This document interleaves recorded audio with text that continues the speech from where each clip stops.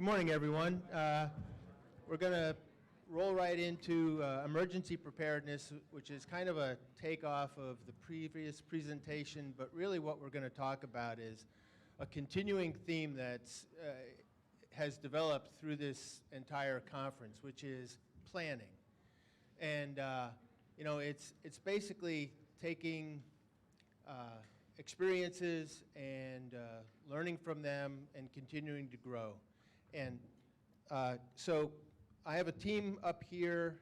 Scott Miller is the Assistant Public Works Director and Airport Manager for the city of Red Bluff. He's been in the business of airports for about a year and a half, 2 years maybe, but he's been an aviation geek for most of his life. He's a perpetual student pilot and absolutely loves aviation. It runs deep in his family and his roots. Next over is Chief Dale Carnes.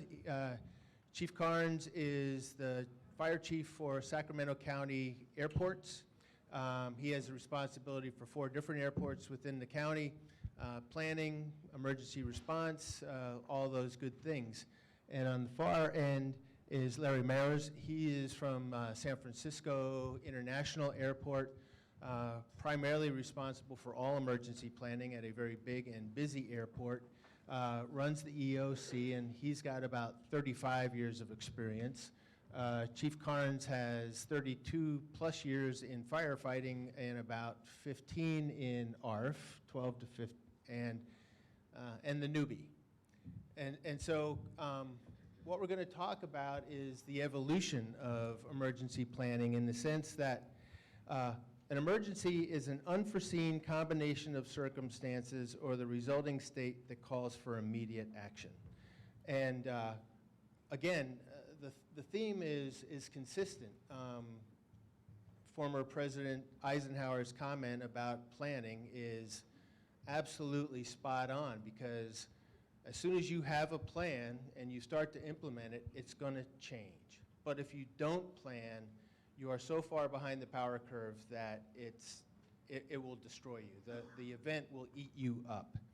So what we're going to talk about is, Scott, he's actually going to address, and for me, I think that planning and airport management and the results of the things that you experience, it's all on-the-job training.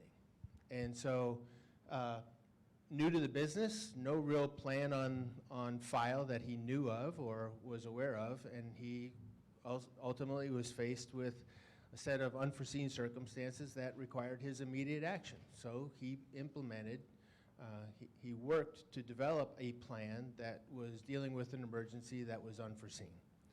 The Chief is going to kind of talk a little bit more about the depth of planning and testing and things that go on. And then Larry, through his experiences, is after you put your plan in place, what do you do next? So with that, I am going to turn it over to Scott. Thank you.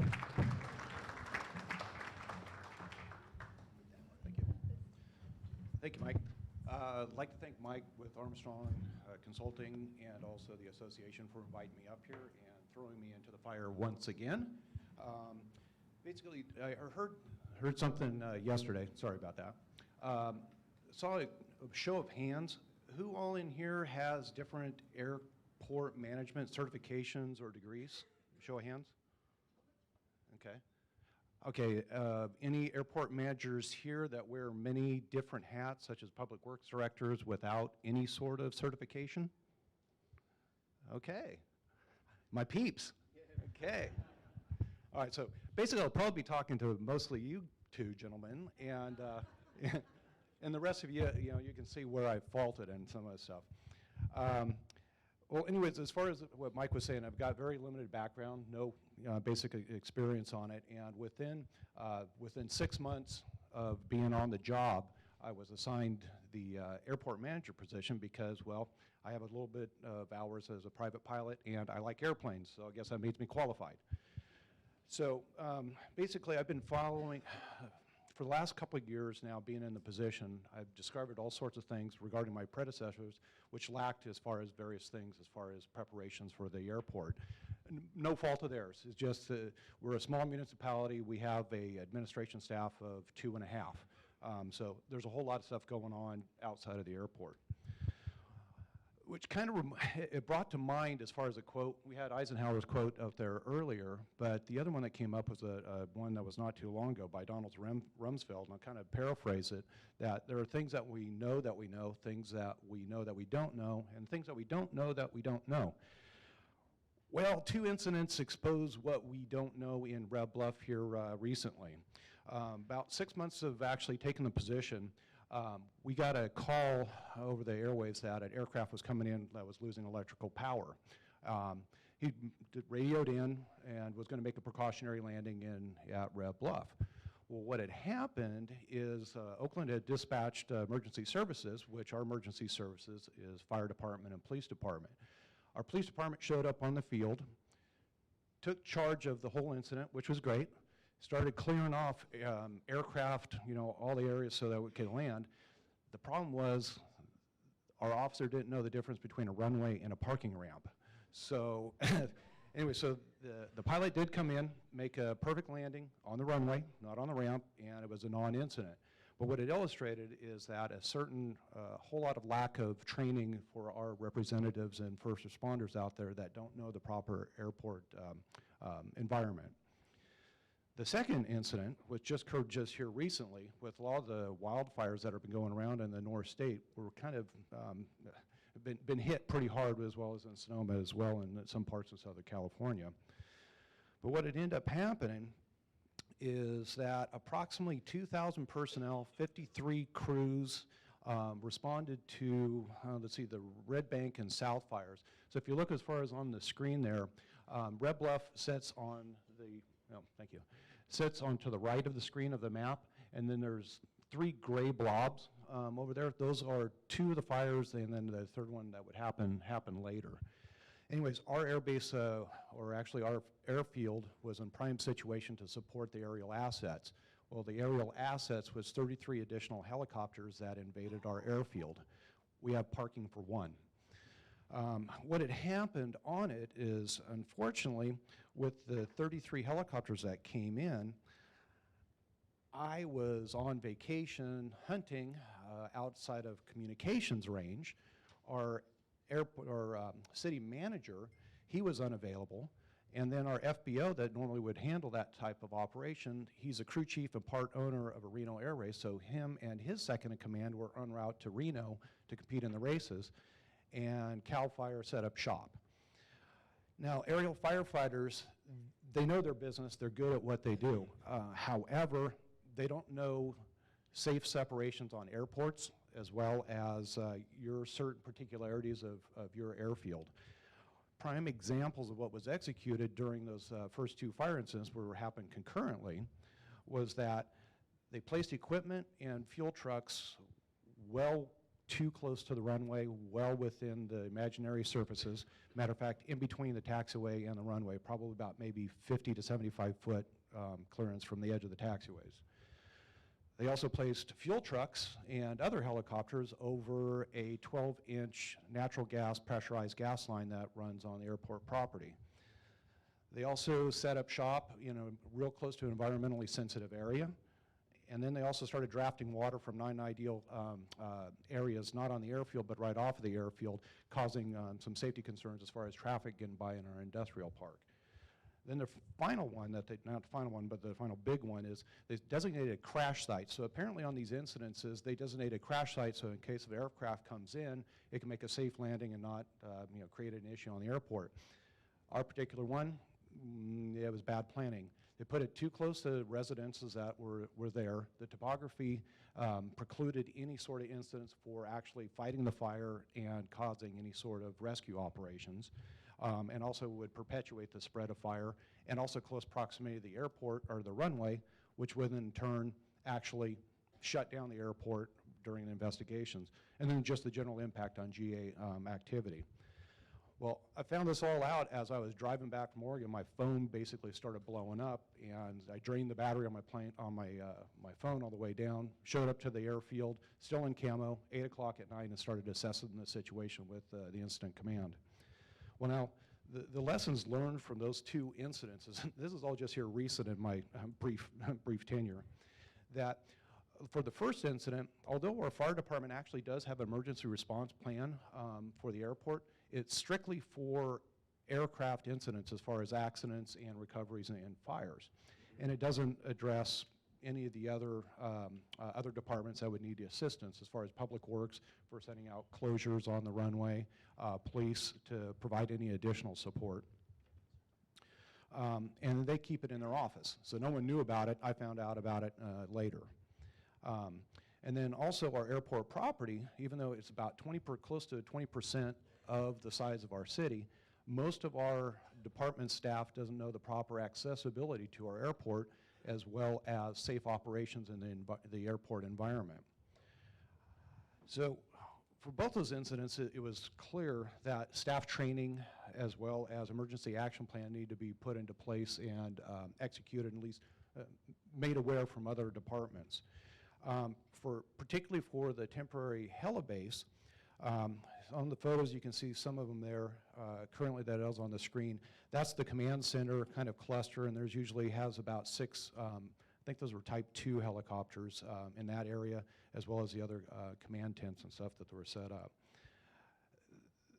What I learned on that is when they set up this stuff, and I got them corrected afterwards, shortly after that, and started clearing the area, is that you need to be involved early on with incident command. During the mobilization onto it, get in front of it, or at least have a plan available so everyone knows what to do, and need to clearly communicate your desires as far as management for that.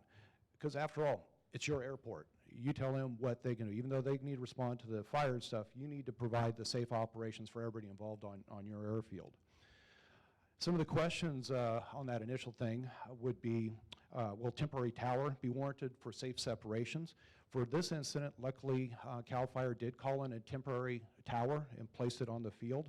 And what had happened is some of our pilots left in the morning before they mobilized, and when they flew back, you know, calling into Unicom and got interrupted with, instead of Red Bluff Unicom or Red Bluff traffic, Red Bluff Tower. A lot of our cowboy pilots, they're not quite used to talking to a tower, so they considered it tower light. So it was a nice little introduction into the real world of flying. Also, things would be to communicate with them is where to properly stage certain events, as far as command centers, porta potties, and such, proper egress onto the airfield. Who's going to handle the FOD control on your airport, desk control, general housekeeping? Because you've got you know, anywhere from 100 to 2,000 personnel taking part of your airfield, which is not normally set up for that stuff. That's a big impact, a whole lot of stuff that was going on. And then also power availability, water drafting, where they're going to be doing, and also fuel flowage. Okay, if you don't have anything set up, you need to get them right on the very start. If they're going to be bringing their own fuel, start monitoring and documenting their fuel consumption, so that way at least the airport and your FBO, or however your organization is set up, can be recouped for that impact. Now, for our field, and then also maintain communications. That's communications with incident command, the local pilots, your local flying clubs, city administration, and also on and off-site flight schools. In Reading, which is just a little north of us, we have a very large international flight school that's up there that use our field quite a bit. So I made a phone call to them as a request, because of the amount of activity, to divert their training to other airfields if possible, just to try to, you know, increase the safety over our airfield. And then what I ended up deciding was that an emergency playbook on our stuff, we should also have a living document and the thing, which would be an incident playbook and layout plan. And what that playout plan would be, to meet with the incident commands, all those involved as far as U.S. Fire Service, CAL FIRE, National Guard, local fire administration, clubs and such, and actually map out certain locations on your airfield going, okay, if we got this type of incident, we're going to need 5 acres, and it's going to have, say, 4 Type 2 helicopters. Boom, here's your area set up. Okay, if it's going to be a bigger issue and you're going to have, say, 33 aircraft, you're going to need 10 acres or plus. That also encompasses as far as, you know, where they're going to set up their support staff as far as fueling and other operations for the particular airport. Within that document, you know, you need to, as far as list out local contact information, resources, medevac equipment, environmentally sensitive areas of your airfield, because you know your airfield a lot better than they do. Proper egress and ingress and egress, so you're not impacting the other pilots or mitigating the other pilots. Communication, just constant communication. Some of the other things that I've considered including into this document is sample land leases. When they started setting up, since I was out of commission on the thing, out of comms range, the forestry department, some of their administrators goes, okay, I need a land lease agreement. I need a land use. Okay, so what are you charging? Well, I don't know. We've never had this incident before. So there was a whole lot of on-the-fly, you know, decisions that had to be, but if we have a lot of those documents already in that plan, if I'm not there, there's a breakdown of communication, it's going to be up and going. And then the big thing too is do a walkthrough. If they're at that early mobilization, do a walkthrough of your airfield with a time-stamped or date-stamped camera, document certain things where they're going to be doing operations, because I found out not only was our pilots taking out taxiway lights and nav aids and such, these guys were taking them out and leaving ruts and other stuff on our airfield. Hold them accountable for it. They're getting a whole lot of emergency funding. There's no need that your airport should have to front their bill. And then what we now know and where we're at now on that.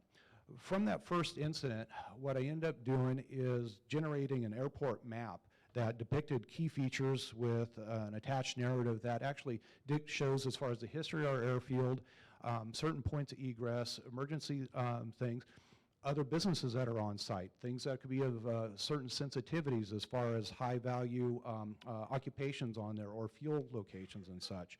Radio frequencies, safe operations on the airfield, and other points of interest and typical airport operations. What's the pattern? What's the difference between a threshold, a ramp, and a runway?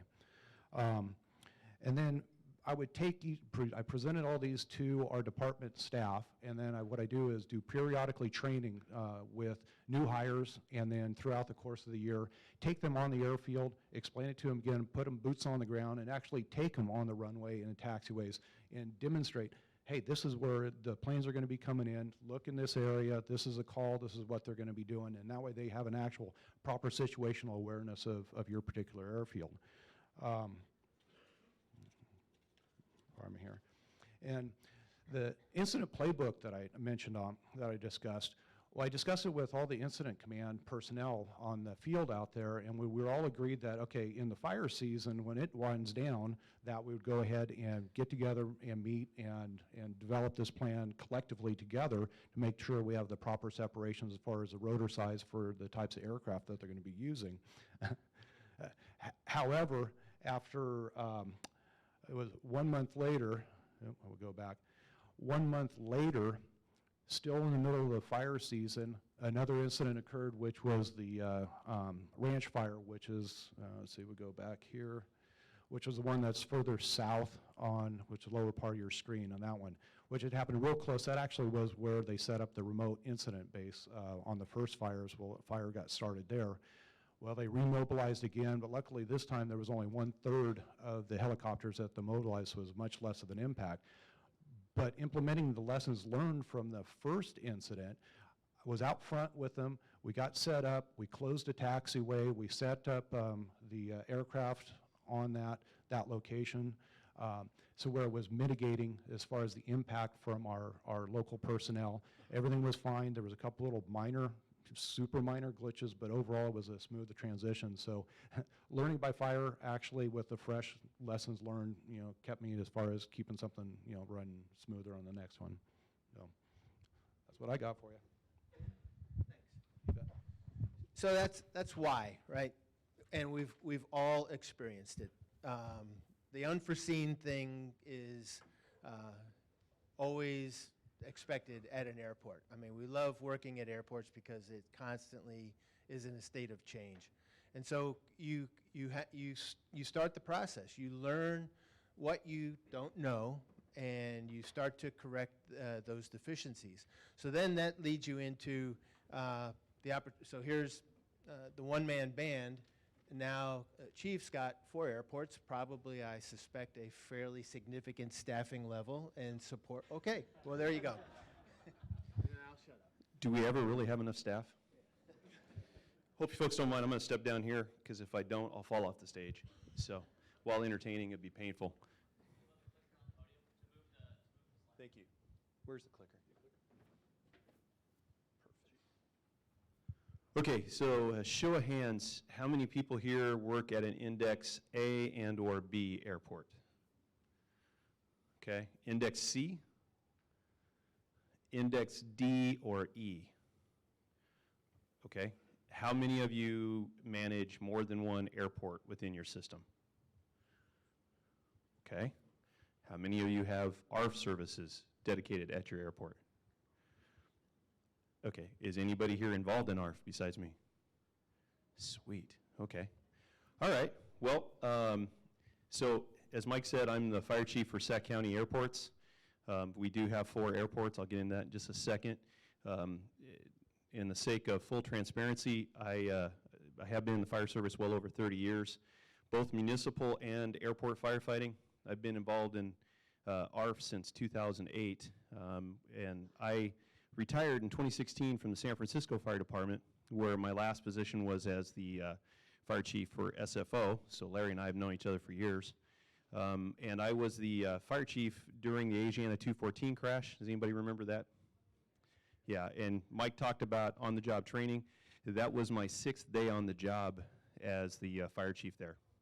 So the planning I'm going to talk about today, yeah, that wasn't in place. So so the reason I share that is just, you know, what I'm going to share with you guys today is based on experience, not just stuff that I've read in a book someplace.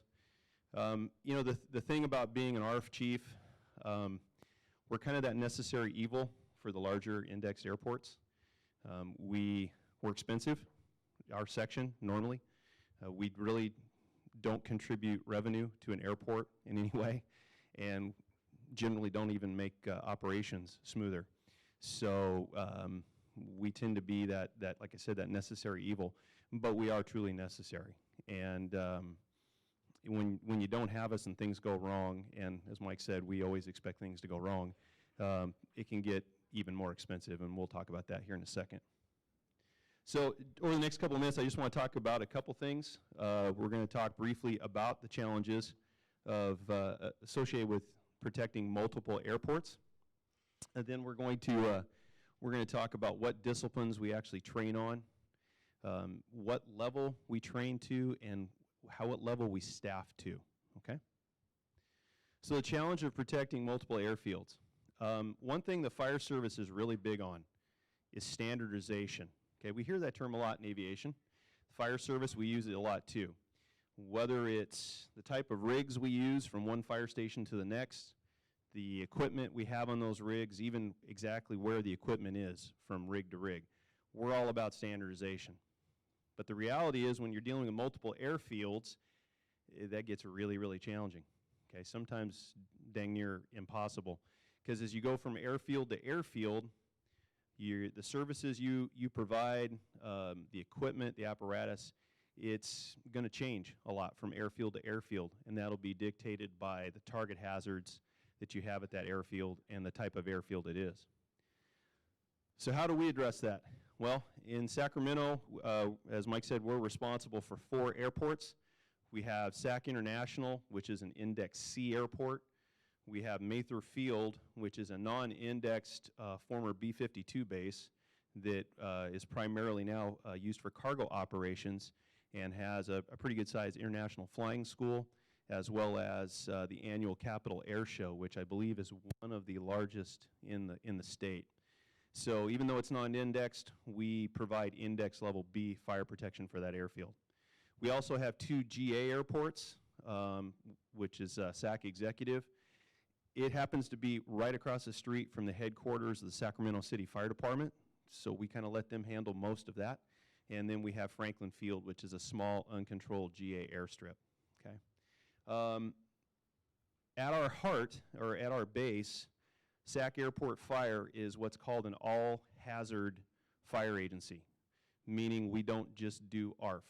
We, at the International, we provide all the structural fire protection, we do all the wildland firefighting, hazmat, confined space, water rescue. We're the EMS provider, and in the next 30 to 60 days, we'll actually be upgrading to the paramedical level for our EMS services. So we're basically the same as any other municipal fire department with the addition of ARF. However, currently, at Mather, we provide fire prevention and ARF only, okay?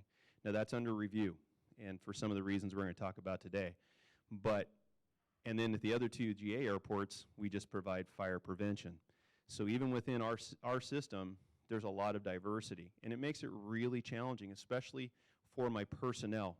Your personnel is where the rubber meets the road, and they ebb and flow between the different stations, sometimes on a daily basis, sometimes more than once in a day. So how do we address that? We standardize where we can, okay? First with training. Again, we have more than one level of service, so we always train to the highest level. That's our default setting, okay? If we train to the higher level, if we're providing a lower level of service, our people will be ready. Also, our apparatus and equipment. In the last 2 years, we've been making a very serious effort to standardize our fleet, not only the brand of apparatus that we're using for ARF, but the model of apparatus and literally how our equipment is mounted on the apparatus.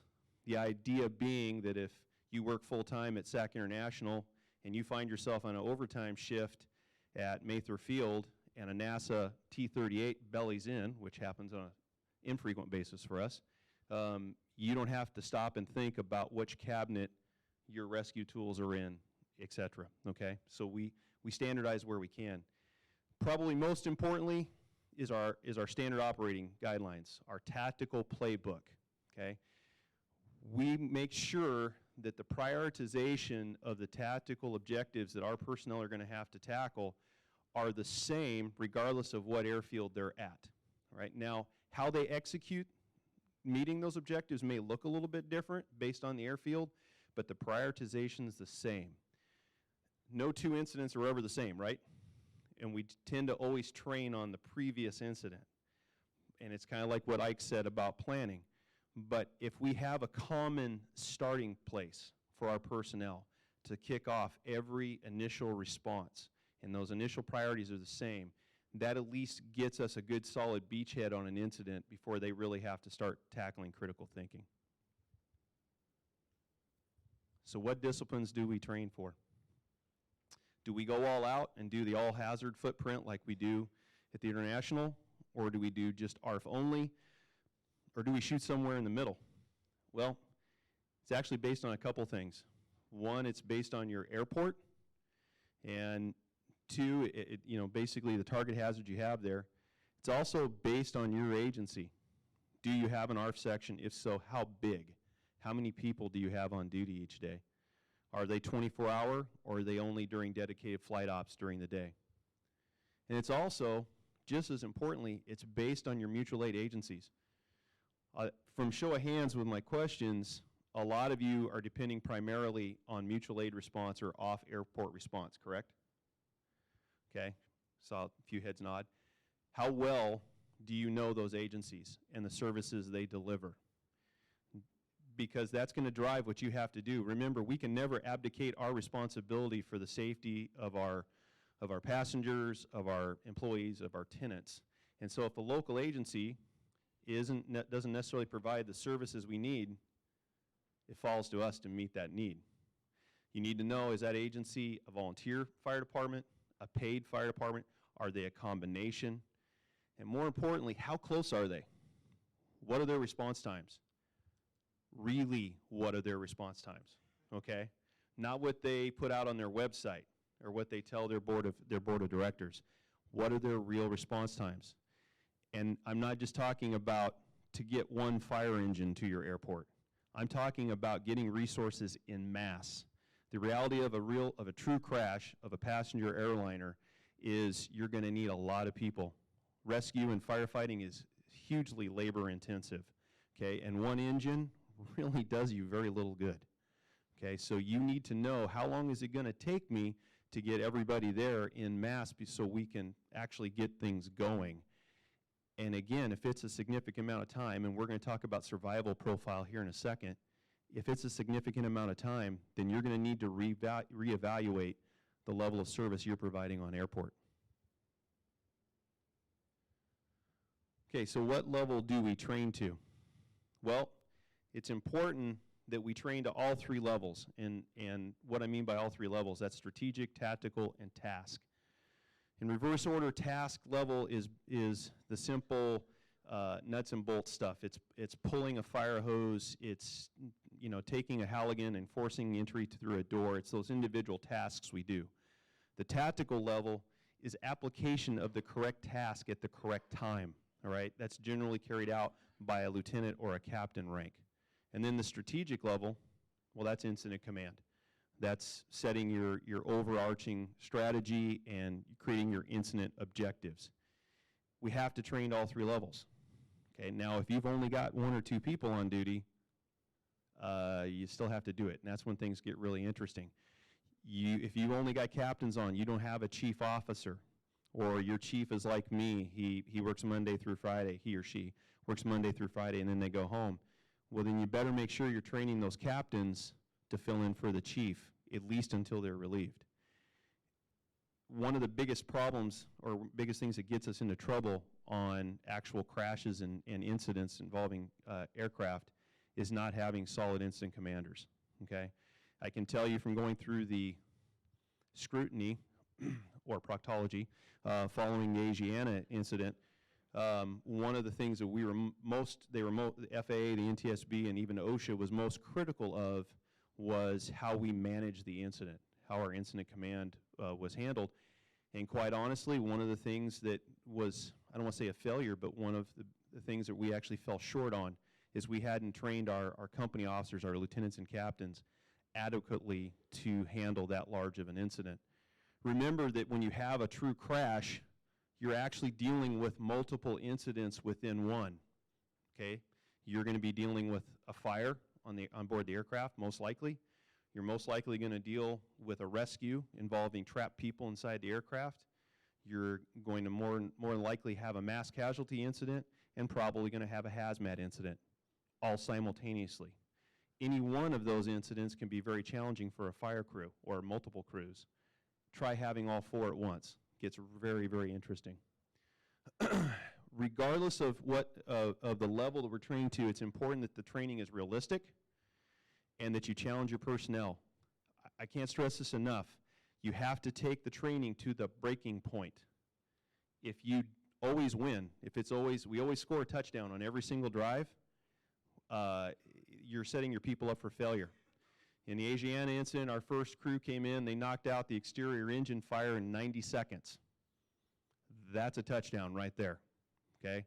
And they knocked the fire out, and they literally looked at each other and did a collective, now what? Okay, they lost the initiative.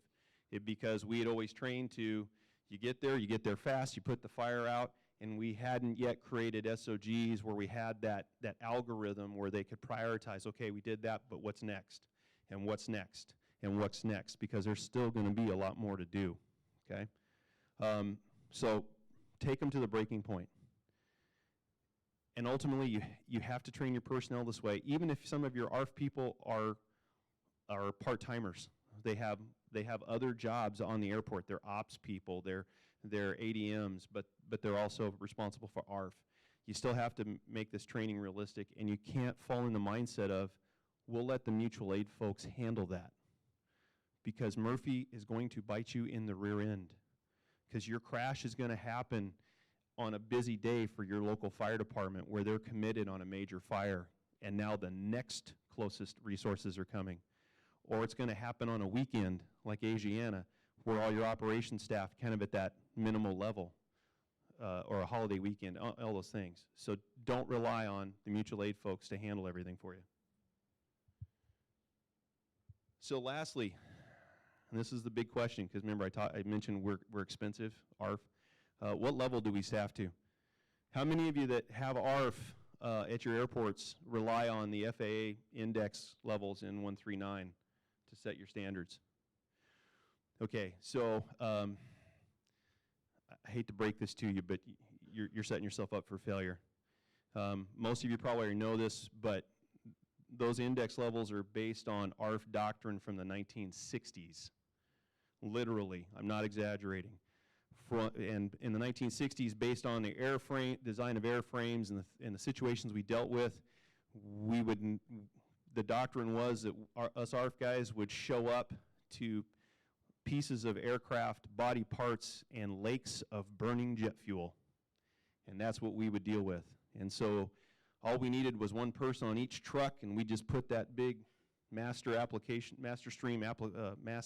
device, a deck gun, and just spray foam and cover all the burning fuel, and that would be good, and we'd just go back to the fire station and have a sandwich and continue our card game, okay? None of that is realistic.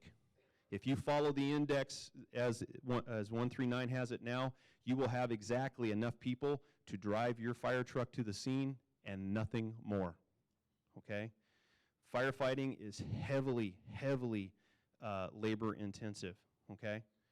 More realistic standards to look at, the NFPA and ICAO. Their standards are based on task analysis. In other words, they break down the jobs that actually must be carried out at the scene of a crash or a ground incident, such as an aircraft fire at the gate, and they identify all the separate tasks that have to happen in order to save lives and property, and then they assign the number of people necessary to those tasks. Based on that task analysis, they decide how many people you should have on scene. The FAA never takes that into account. I can tell you, following the Asiana incident, dealing with the ARF directors of the FAA, from their mouth to my ears, it was, Chief, the FAA will never tell you exactly what you need. We're not going to pay for it, so we're not going to tell you. However, we do depend on you as a professional to determine what your airport needs for fire protection. And should you not correctly determine that, we're going to hold you accountable. Good times, okay?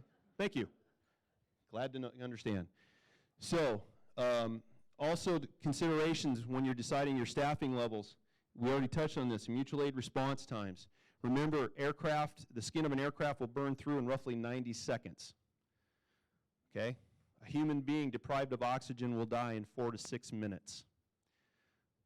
There's what I call a window when you're talking survival profiles, right? That's very realistic. If I may, Larry, not trying to steal your thunder, but for the Asiana crash, SFO is basically right adjacent to the second most densely populated city in the United States. We have fire agencies all around that airport. And I had 24 people on duty the day of the crash, all veteran firefighters from years of fighting fires in the city of San Francisco prior to coming to the airport. And even though we had an army of people coming to help us, we ended up literally with 300 rescuers roughly on scene. We almost had one rescuer for every passenger before we were done. Even though we had those numbers responding, it took 19 minutes for everybody to arrive en masse because of response times, getting through the gates, staging, et cetera, et cetera. In those 19 minutes, my 24 personnel had already extinguished the exterior fire, went inside, conducted interior firefighting in order to do search and rescue operations. By the way, according to the FAA, the first documented case of interior firefighting on a burning passenger airliner, okay? We had 5 people trapped in the aircraft underneath bulkheads. We had slides that had deployed in the aircraft. Seats had collapsed. Multiple injuries in these people, and we had to do rescue operations to get them out. We had gotten them out, got what we call achieved a secondary all clear, made sure everybody was out, and we had exited the aircraft and went to a defensive posture on our firefighting in 19 minutes as mutual aid started to arrive. In the industry, we tend now to kind of use that as a baseline time frame. That's your window. You've got anywhere from 10 to 20 minutes max. After that, anybody left in the aircraft is basically, all the decisions will have been made, is what I'm getting at, in that window of time. You need to consider that when you're staffing levels. Sacramento International, for our mutual aid companies to get on scene in mass, we're looking at 20 to 25 minutes. I have 7 people on duty. And they know from realistic data now, not theory, not doctrines based on the 1960s, they know exactly the load that they will have to shoulder in those first 20 to 25 minutes. And we train appropriately for that every day. That asterisk at the bottom, multiple tasks on the fire ground, and every task requires bodies. So in closing, again, developing a competent emergency response program is always challenging. You have multiple airfields, it makes it even more complex. And again, it's also generally very expensive. The cost of failing to do so is exponentially more expensive in the loss of life, loss of property, and public trust. Because remember, all of this will impact what the public thinks of us as an airport provider. Thank you.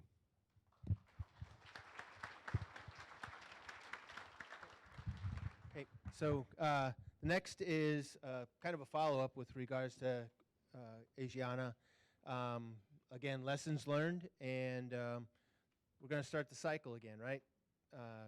We have a reason, we have a plan, we have an implementation, and we're going to learn to start it all over again with what you learned. So, Larry?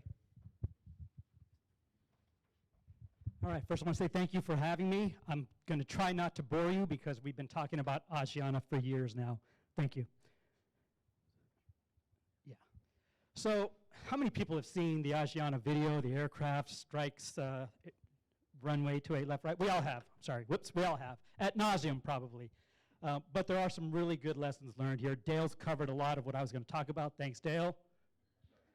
But I do want to show you a different perspective, and he talked about something that I thought was really interesting. We've all seen the video. We've all seen how that structure fairly stayed intact, or at least it looked like it did. But let's go through some of the keys here. It was July 6th, so to Dale's point, I'm going to walk down too if you don't mind. It was a holiday weekend, so imagine everybody's off, right? It's a very light load. And that's when something's going to happen. It's going to happen in the evening. It's going to happen on a holiday weekend. So there it is. And in fact, I was notified about this by watching CNN in a shopping mall. I was out trying to buy some summer clothes, who knows what. I see it on there. I stepped out, and I could see the smoke billowing in the horizon. So I self-dispatched, obviously. There was 291 passengers on board and 16 crew, 189 injured, 3 casualties. And this is the thing to remember. 182 people were transported to local hospitals. That was a massive undertaking, something that doesn't happen without practice, and something we do annually. So if you didn't know, SFO conducts a full-scale exercise every single year. Full scale, a large production. On top of that, we do several tabletop exercises, various different types of trainings, and we do that continually. Last year, I think I conducted 23 exercises in total for the year, including our full scale.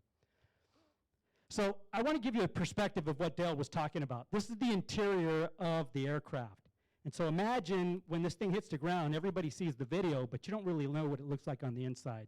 That is difficult in terms of trying to go inside and save people. And that's what Dale was talking about. That's a huge undertaking.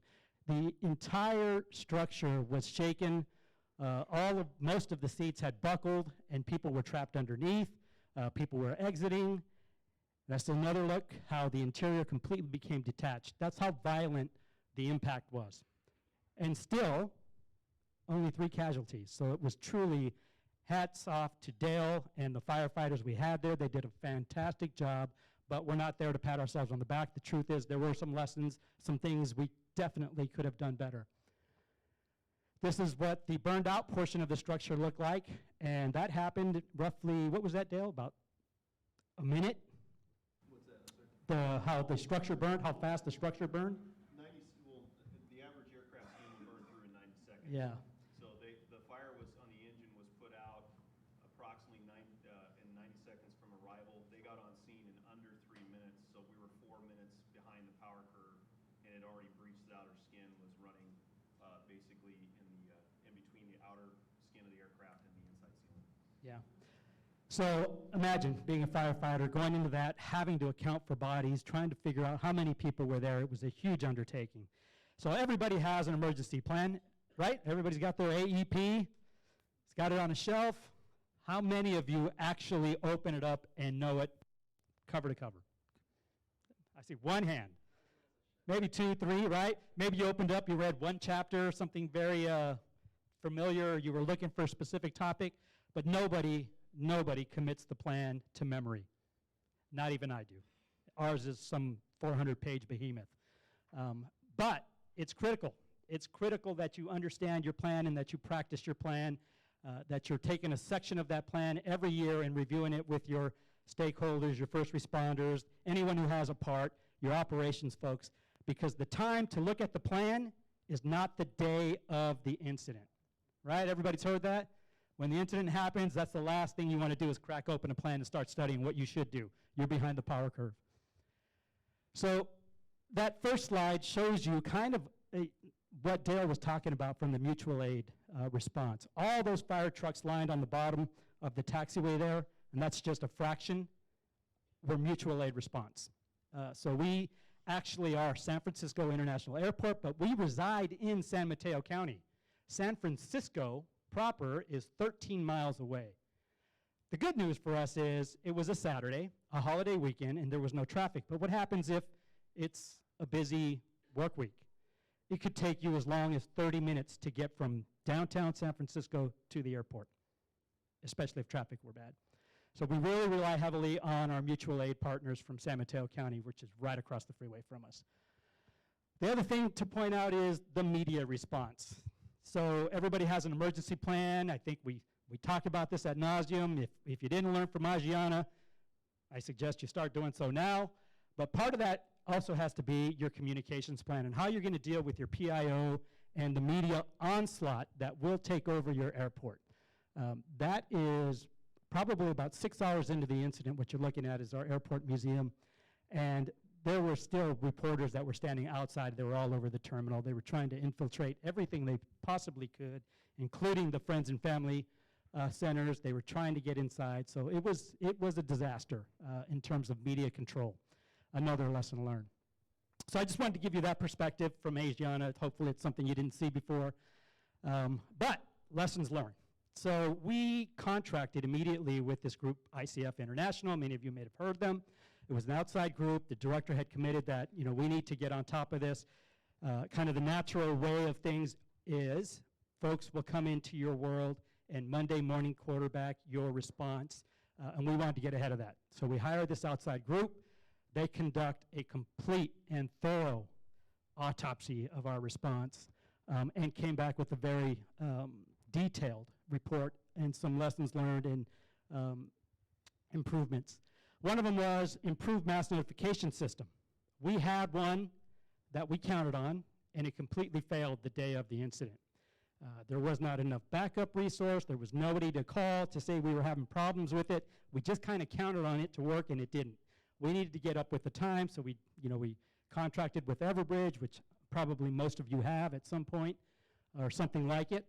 And so now we practice that. We put a great deal of resource into that and planning. We've got templates and all that good stuff in there. Improved interoperability. You saw the mutual aid response. So imagine you have all these different communities responding. How do they talk to each other? It can't always be a face-to-face. The incident commander is overwhelmed. So we've got to make sure that there's channels where they can properly do their work and talk. Result of that was significant investment, purchased the black box, and beyond that we've got brand new radios, brand new channels. Everything is now integrated into our system, so interoperability is not going to be a problem for SFO anymore. Aligned on-scene medical operations systems. Dale could talk a little bit about this, but basically you have mutual aid responders coming in. Not everybody speaks the same language in terms of triage. There's a lot of different triage systems out there. So you want to make sure that anyone who's responding to your airport knows the system you're going to use and is familiar with it, so that as you're sitting there trying to help people, you're not confused with the system that you're using. And we are pretty much all aligned now. Both San Mateo County, San Francisco, and the airport are all aligned on the same triage system. business continuity program. So the airport closed after the incident. I wouldn't say the airport closed. The runways were closed for 4 hours immediately after the incident for response. We were able to get 2 runways open after that initial 4 that were basically not impacted to allow aircraft that had been, making big circles in the sky or had diverted to other airports to come back to SFO. Most of them were international flights that couldn't be served at the airports they diverted to, so we had to get them back. But after that, we had our largest runway, our second largest runway, 28 left, was completely damaged. There was an aircraft on there. There's an investigation that needs to happen.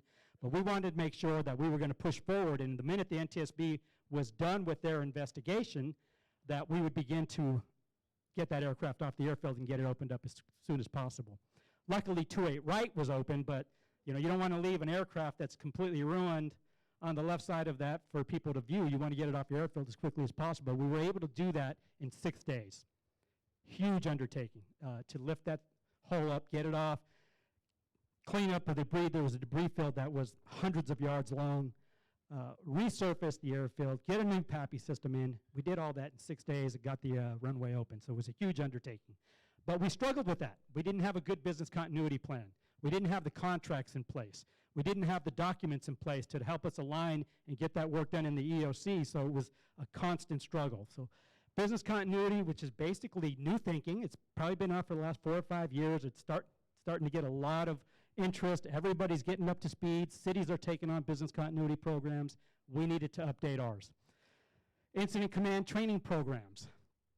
Dale kind of pointed this out. Incident commanders. Let me tell you my experience with them. Everybody understands what an incident commander is. It's that one person in charge who's kind of taking the lead. You get out there, you're the guy in charge, you're it. Everybody's looking for you for direction. But there's an entire system on how they build their leadership structure that most incident commanders shy away from or don't have the time to do.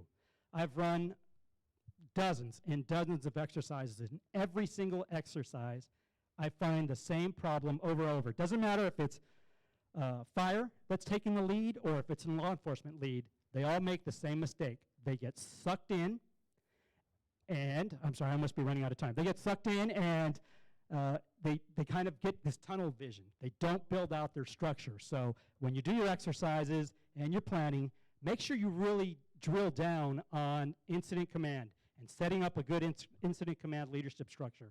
It's critical to any type of response, whether it be law enforcement or a fire. You've got to make sure you practice that and that you're doing your after actions after your exercises to really give them the feedback they need to be successful. So I'm going to wrap this up. I could probably talk all day long, but I think we want to leave you some time for some questions, and we'll go from there. Okay, we are about out of time, so I want to say thanks again to the panelists. And I'm going to finish up with asking, I'll start with a show of hands. And how many of you have had, by definition, how many of you had an emergency on your field in the past year? Quite a few. So if we set it out 3 years, we probably see every hand. So I'm going to finish up by saying, how did you do? What did you learn? And now, what now? All right, that is the cycle that Yoda spoke about yesterday, Gary Peterson. I mean, it is a continuous cycle of learning. So don't ever think you know it all, and learn from your experiences and train to be better. So do we have one question?